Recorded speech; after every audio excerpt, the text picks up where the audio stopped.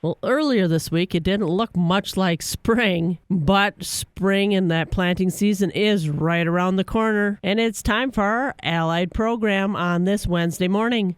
I've got Mike Kampstra. He's the Certified Energy Relationship Manager. So those seeds aren't in the ground yet, but we always need to prepare, and keeping that fuel on the farm is so important. What's happening with the fuel markets right now? Well, good morning, Jill, and thank you. Yeah, it's been a pretty volatile couple of weeks here as we see fuel markets up and down and kind of all over the board. We're trading in about a 30-40 cent range with fuel prices. And, of course, last week markets had been coming down pretty nicely, so it's good to see some kind of relief there after a big run-up. The BP refinery is back up and running at full capacity, so that's good news for gas and diesel prices. Seeing a little relief there. However, there was a series of strikes between Ukraine and Russia, Ukraine hitting Russian refineries and basically halving their capacity, and then Russian drones hitting Ukrainian refineries. So as oil is a global commodity, we're seeing that kind of ripple through the global markets early this week. And it'll be interesting to see whether supply and demand kind of rear its head. Demand is fairly low right now, particularly in China.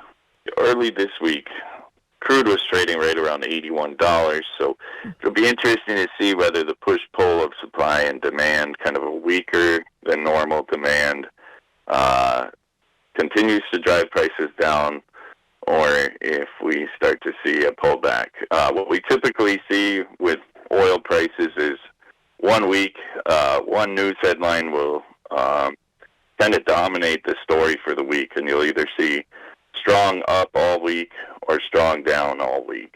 Overall, though, however, since December, what we're seeing with crude, diesel, and gas is prices are generally trending higher.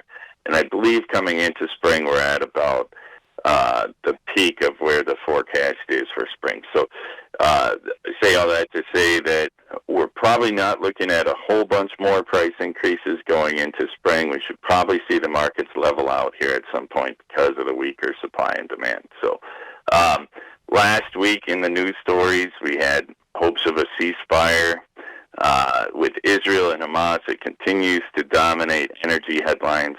At some point, if we do see an actual ceasefire, that could have a downward pull on energy prices. However, that ceasefire has remained somewhat elusive. Talking about oil production in the United States, oil production in the U.S. is waning right now.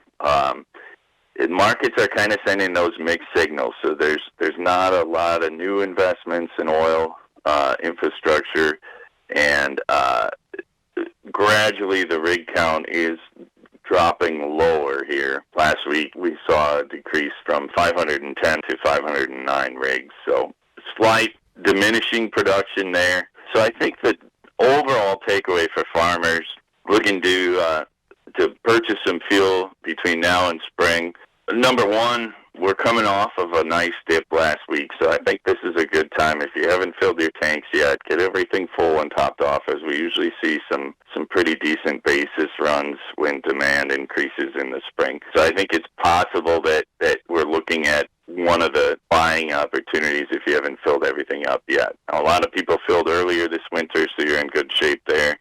The next thing is, contracting. Do I still have an opportunity to contract? Yes, but not at the prices we saw back in December and January.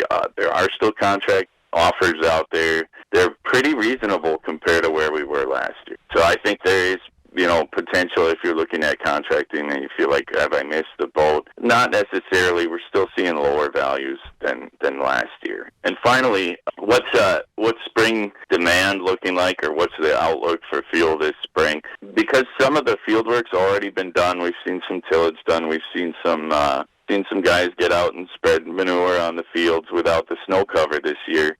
It should be less of a peak or a spike in demand this spring, maybe a more longer protracted spring than typical. So hopefully that means the the big spike in fuel prices won't come this year.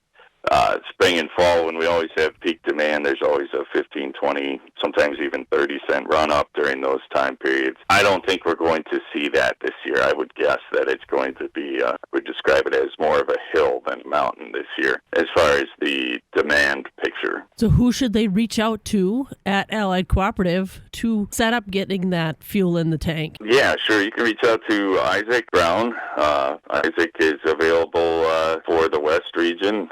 I cover the East region. My number is 715-218-3792.